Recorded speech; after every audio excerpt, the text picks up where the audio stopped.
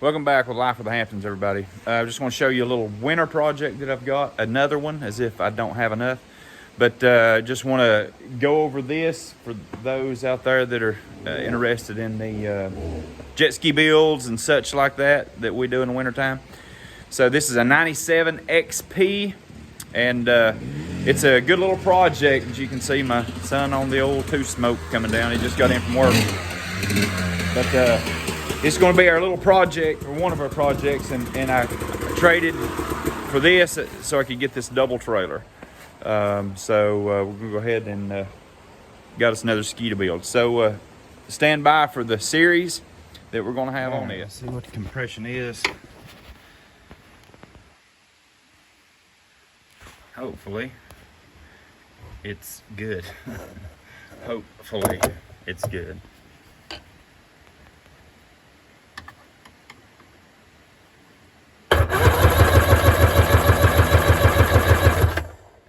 That's actually really good. It's 130, 135 pounds on cylinder number one. Goes for video tells you, you see my starter switch, well, you can't see, but see the switch is bad. Nothing clicks in it. The VTS switch, everything here is bad. They've tampered with it. I don't even know if there's wires connected. So I'm just having to basically, let's see what I'm doing here. Just bypassing the switch, jumping off solenoid. Here's to hoping. Come on. Yes! Ha-ha! Man, that's got 120, 30, 40, 145 PSI on that back. Awesome. Alright, just going to check the front again. I may not have it screwed in there tight enough, and just checking again. It was 135 PSI the first time, which is good. The number 2 cylinder was 146, 140. Even I thought it was 145, but then I looked at it, it's 146, 147 PSI in the back cylinder. So I just want to make sure that the front one. Just make sure that I had an accurate reading on it. That's about 10 PSI difference, and although it's not terrible, it's not ideal, but it's high enough to where it's really good. So we'll just try that cylinder again. There we go. Yeah, I must not have had a good connection. Haha. 120, 30, 42.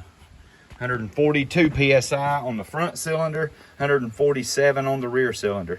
That's within 5, and it's very high. I mean, a new ski, a new 2-stroke ski is 150 PSI. Brand new rings, cross hatch where your cylinder's been honed. Perfect shape is 150. That's kind of the bar. So 142. 34, yeah, 142 in front cylinder and 147 in rear cylinder. I am tickled to death. That's the Lord showing favor to me right there. So that's awesome. So I know that this ski will run. Back with you. You saw the PSI on the front cylinder and the rear cylinder. 142 on the front, 147 on the rear, and I'm loving it. Just want to show you the why I took a gamble on fixing this ski up. Just give you a really quick rundown on these older skis. I buy them and fix them up in the wintertime and sell them in the spring just for some extra money. That's what I do. That and motorcycles and ATVs, anything like that. But this ski, if it was in good running condition with a motor that ran and held fairly good compression and all that stuff, and the condition that it's in and it ran, is worth about $2,000 to $2,200 in the springtime. That's about what you can get out of it. Maybe $2,500 if you're lucky and put a good wax on it. And the condition that I'm gonna bring this one to, and I may keep this ski. I mean, at least for a couple years, maybe. I don't know. Now that I see that motor is like new, and you can see how clean it is.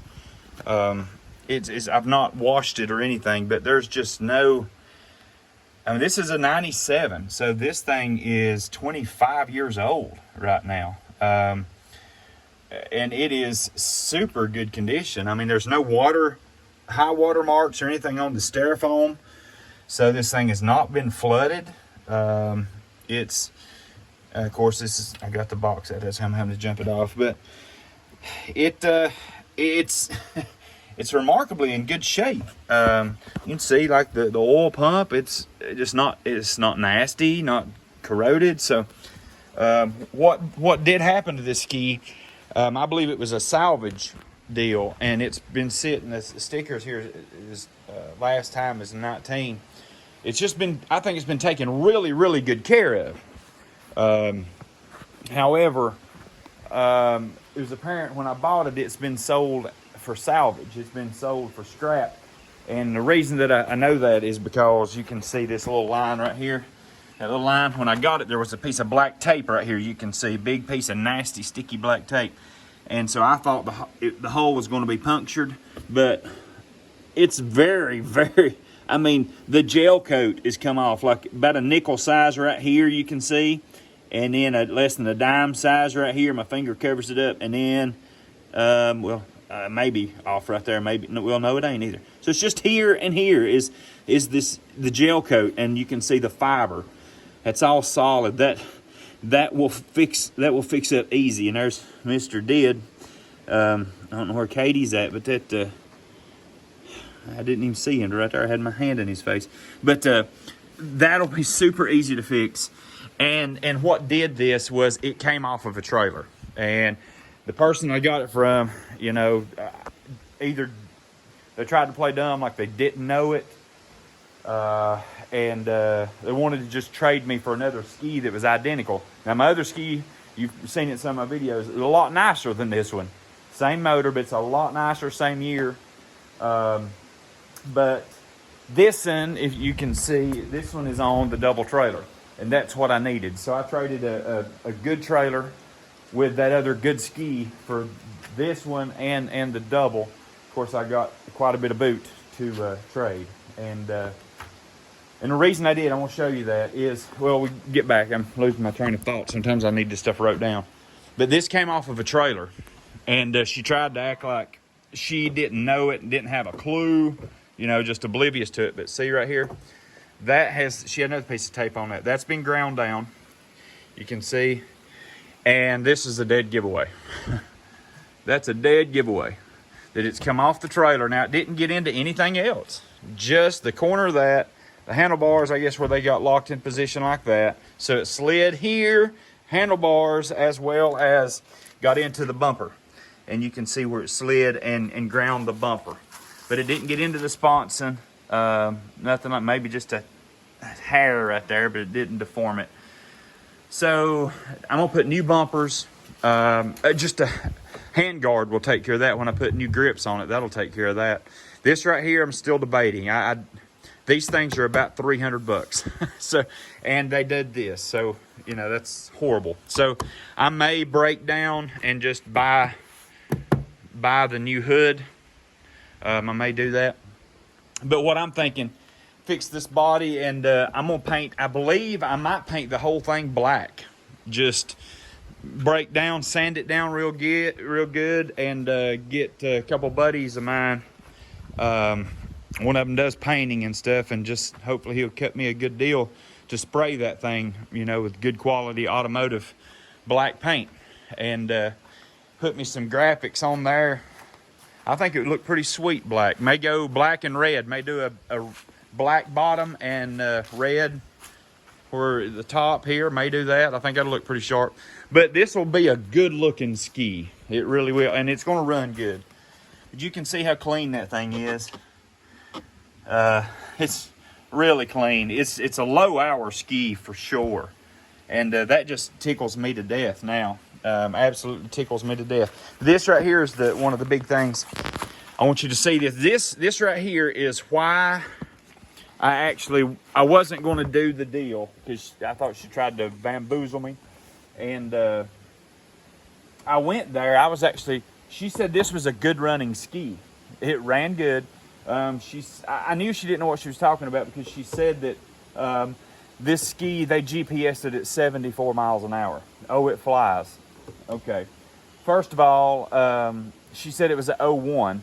So I thought, well, you know, I know it's got 01 has the 951 engine in it, and or 947, whatever you want to call it. Most people call it 951 cc, but anyway, I knew that even with the 951 carbureted XP, you know, they're only going to, I mean, if it's top notch, it's only going to run 67, 68 miles an hour. That's the fastest ones I've seen. So I knew that, you know, I was being told a tale. But when I met her, I was going to give her $400 to boot. I was going to trade my good ski single trailer for this decent running ski. She said it was a decent running ski and a double trailer. And I was going to give her $400 to boot. So yeah, it's a trade I was going to jump on in a heartbeat. Once I got there, I saw this ski. This is the ski that she pulled in with. Hasn't been ran in years, literally hasn't been ran in years. And so I was ticked off, you know, and wasn't going to trade. I wasn't going to do anything like that. I was just mad because once I got there and confronted her about, you know, how long's this thing, you know, how long's it been since it ran? You know, she was telling me that, oh, the boys ran it. The boys ran it, and it flies, and we ride jet skis all the time. We ride them, and so I thought she's riding this thing. So obviously she's not. She's never rode it. She bought it. She said she bought it and had 2 of them on this trailer. So I'm assuming probably both of them were salvaged. But anyway, getting back to my storyline, what made me decide to go ahead with the deal and go ahead and, I mean, I wasn't going to do the 400, obviously. At this point, it's not even a running ski. The switch is out of it.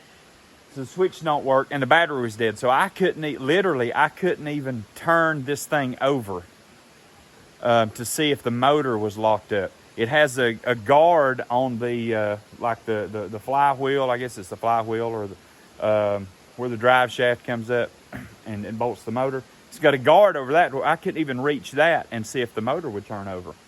So I inspected how clean it was.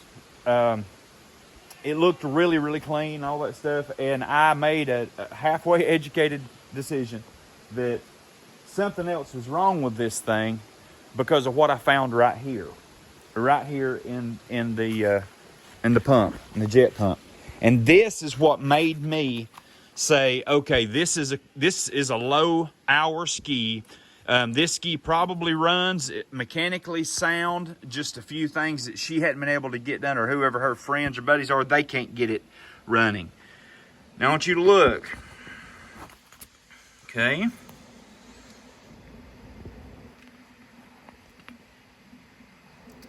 Oh, you see that? You see that? You see it? You see, let me see if I get my finger. You see that right there? And then you see the little silver there to the side of it. That is, let me go in here a little closer. Let's see if I can get it for you. That's a stainless steel impeller, okay? And there's the edge, the cutting edge. It's in really good condition, right? That is in really good condition. Get off some spider webs. See that? That's the cutting edge. Really good condition. Also, you can see it has a stainless steel wear ring. So, I figured that somebody has put $600 to $650 in a stainless steel prop impeller and a stainless steel wear ring, and hasn't ridden it much at all since they've installed that in there. So in order for them to install and put that kind of money in that pump of this old ski, that the motor had to be running great. I figured that everything was good, and this was a great ski when it came off the trailer, and it done this and it done that. They probably had insurance on it, and they probably turned it into their insurance, and thus the insurance paid out on it, so they took possession of it, and it went to a salvage auction. And that's where those marks came from, to show all the dents and scratches and imperfections of it. So this had the black tape on it as well. This had all that sticky black tape on it, and it had a white line. Same thing as this right here. It had a white marker on it showing all the imperfections. This same thing. I took half of this tape off. See, I've never seen tape like that in my life. That is some sticky stuff. That's thinking with your dipstick, Jimmy, right there. That's some wild tape. I'd love to know what that is. But anyway, this had a white mark on it as well. So it was showing all the imperfections, and this didn't have a mark on it at all, but oh well. But so this was a salvage. And so anyway, this is my project. So I ended up getting, tell you what I did, and don't hold this against me, because when I sell it, I'm gonna sell it for what it's worth. I don't care what I've got in it. Ended up, instead of me giving her $400 and swapping out, she give me ended up giving me $800,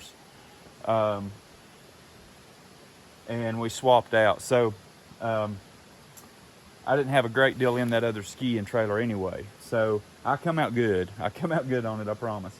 But I needed the double trailer. So this is what we got. This is going to be a upcoming build. Going to get this in winter. This winter we're going to get it done, and of course we've got a couple that we're going to completely rebuild and have fun with.